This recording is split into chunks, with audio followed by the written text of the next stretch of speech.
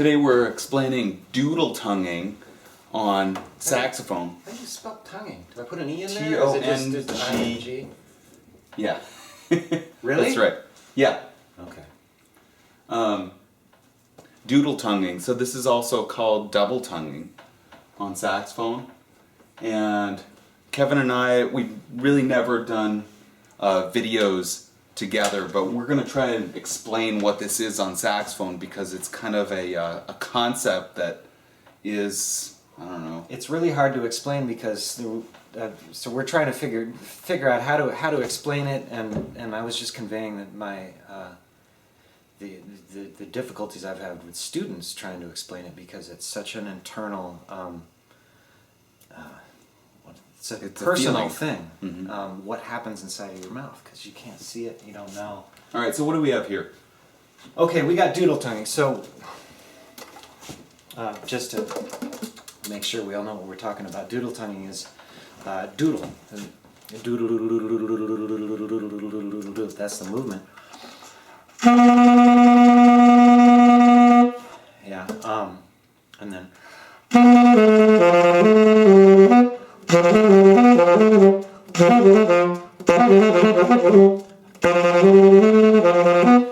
can do it with one hand with no neck strap. That's what we're trying to figure out. How to explain this, what's happening. So here's your tongue, here's your mouthpiece. The tongue, no, it's going up and down. So it's brushing up past the reed. I don't know, you got a better way of explaining it? Well, yeah, I think we should just say that, of course, this is what we're talking about, is that this is the mouthpiece right here, and this is your tongue. Yeah. And, saying the word doodle, doodle, doodle, doodle, doodle, doodle, doodle, doodle, doodle, doodle, doodle. How else could you say it? Toddle-lopple. Maybe toddle-lopple. Ta-da. You could try tada or toodle or thudda or oodle. Right. Anyway. So here, this is it. This is your tool. And there are so many possibilities for expression, for consonant expression, and vowel expression. So we've got how many different things you got? But this is a different video, isn't it? No, it's cool. No, it works. We've got ka, ta, tha. Same thing. Da. What else we got? Ha. No, of course you're not tonguing then. And all of the variations of putting those things together in double tonguing kind of environments, right? This is just more than being instructive. I would like you to go away with it, armed with the tools you need to be creative yourself, to figure out your own ways of doing it. This is a very expressive instrument. I mean, it's more of a concept, on some level, because everybody's going to, come up with a different vowel, consonant that's going to work for double tonguing. Mm-hmm.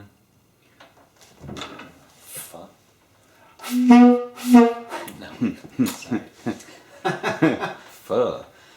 G is a great one. And so on and so forth. And then you've got all these variations that you can try. K, D, K, D, K, th, G, K, and on and on and on and on. Different types of double tongue. Anyways, we're talking about doodle tonguing. So, here are a couple ways of starting out with doodle tonguing. Let's just do one note. Yeah,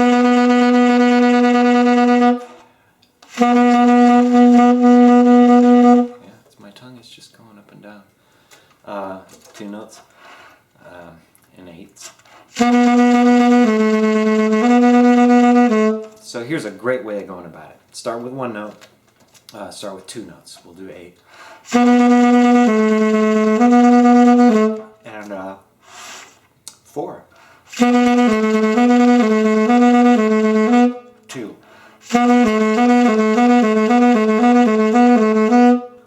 Getting it straight, getting it to where you're not as with practicing anything, you practice it until it becomes reflexive, right? You don't have to think about it. You can think about something else while doing it. Is that a good gauge? Sure. For when you can think about something else while doing that thing, then you've got it.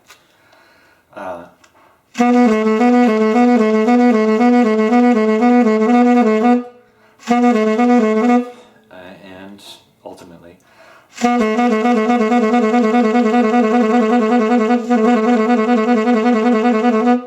Okay, I got that. Move on to 3 notes. Move on. Maybe we should just talk about really quick what that looks like up on the, if we were to write out some of those rhythms. Okay. You know what I mean? Do you want to do that really quick? Sure. Just writing out some 16th notes and then where your tongue is on each. Does that make sense? Yeah. Good. So what I was doing, tenor saxophone, so my C sharp. So I started with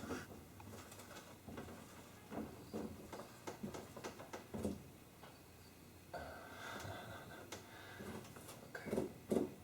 So here's the double tongue pattern, 16th notes. Da da da da da da.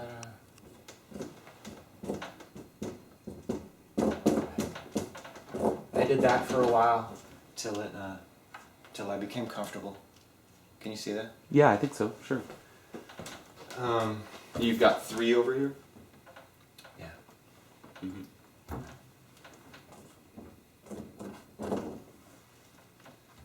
Okay. Next one. Once I'm comfortable with that, I move on.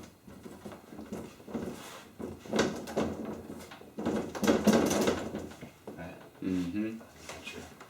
So these are 16th notes right here, right? We can't quite. There you go. Yeah.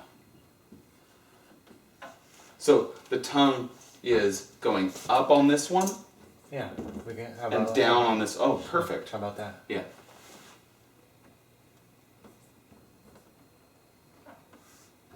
Etc. Etc. So whatever you decide. Yeah. You can Up, down, up, yeah. down, up, down, up, down. Or converse. Yeah. Start down. Mm-hmm. Up. Try them both and see what works for you. Yeah. And something also that I didn't mention, that to start out slow, to start out really slow. I mean, if you have to, and that's cool. It's just a matter of time. Start out slow.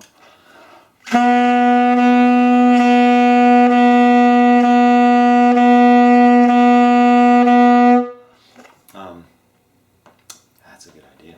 Yeah, and you notice that if you look in the video and you see what's physiologically happening here, you can see that.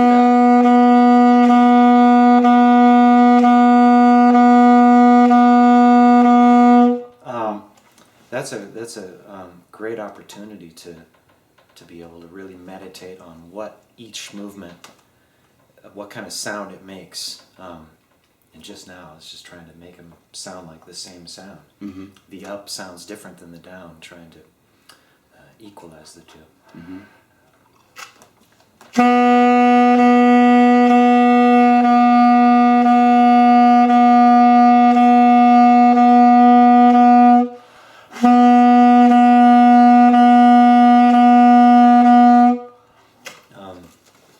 So do this at that kind of tempo. Cool. All right. Okay. So that's the second one. The third one is going to be this.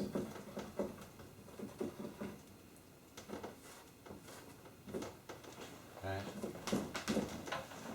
So we've got 4 16ths here, 2 C sharps, and 2 Bs. Mm-hmm. Okay. So we've moved. We're moving through this pattern. If we're doing one note, we do 16 of that note. Then we got 2 notes. We do 8 of one, 4-1 for the next two. That's what we're going through. Subdividing. Okay. And that's it. That's the last one. Before the...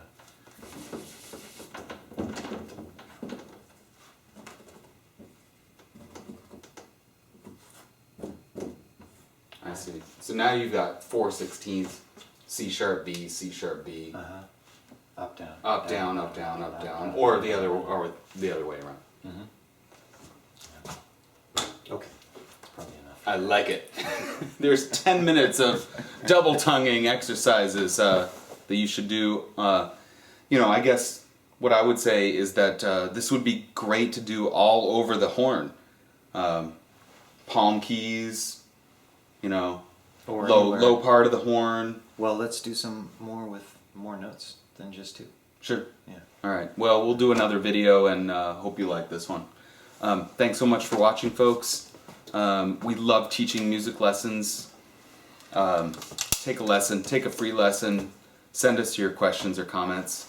See you next time. Bye.